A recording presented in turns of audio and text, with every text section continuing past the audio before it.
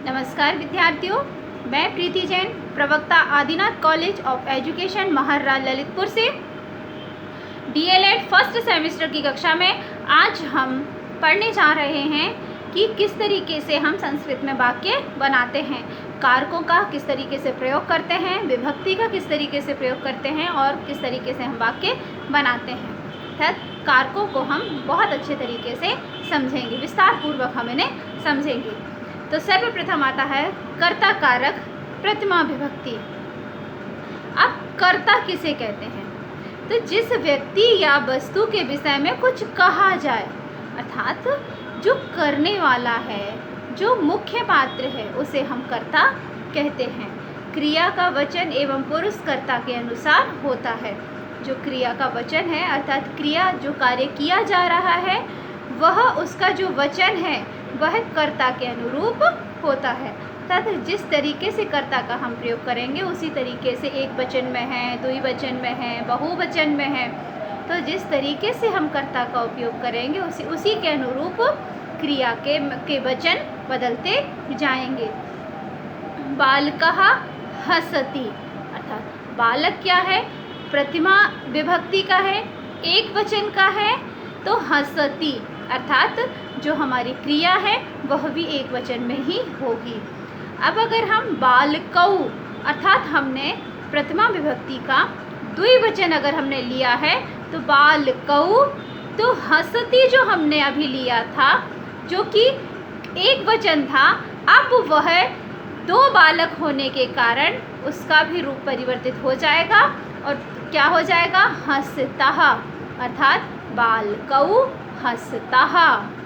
यदि हम बहुवचन में इसी वाक्य को बनाएं तो बालकः बालकौ बालकाः हसन्ति, अर्थात एक वचन के साथ एक वचन की क्रिया, द्विवचन के साथ द्विवचन की और बहुवचन के साथ बहुवचन की क्रिया का हम प्रयोग करते हैं।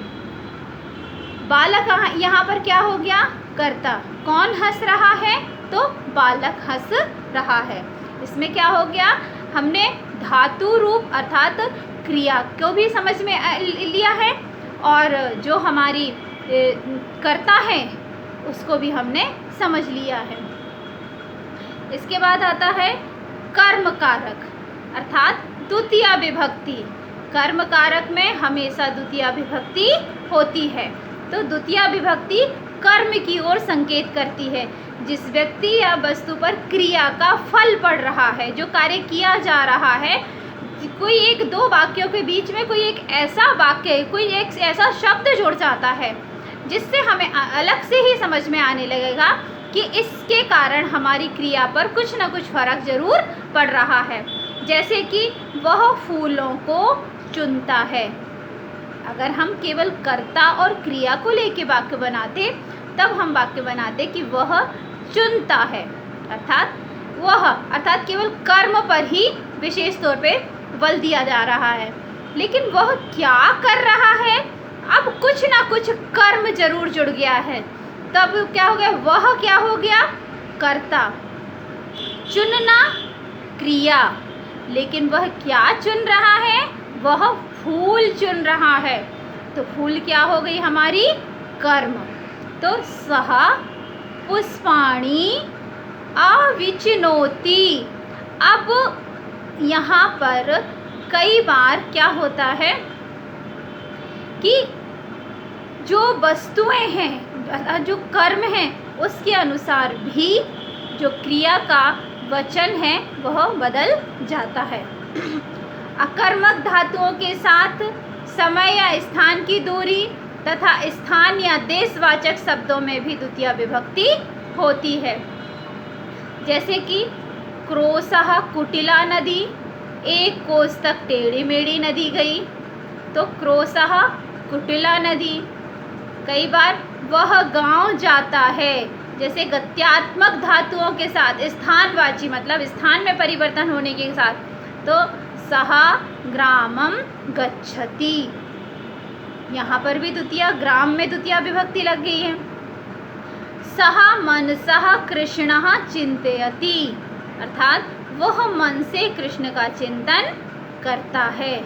अब इसके बाद वश धातु से पहले उप, अनु, अधि और आ उपसर्ग हो तब भी द्वितीया विभक्ति होती है। जैसे उपवसति वने रामः, राम वन में उपवास करता है। उपवसति वने रामः।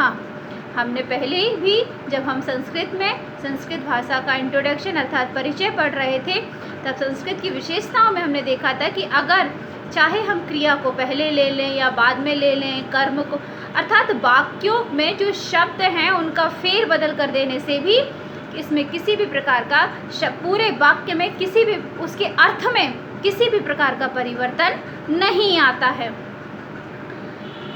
उसी प्रकार से है ये उपविशति वने रामः अर्थात वन में राम उपवास करता है। आपको यहाँ तक समझ में आया होगा। आई होप कि आप इन सब चीज़ों को ध्यान से सुनेंगे और बार बार इनका अभ्यास भी करेंगे। धन्यवाद।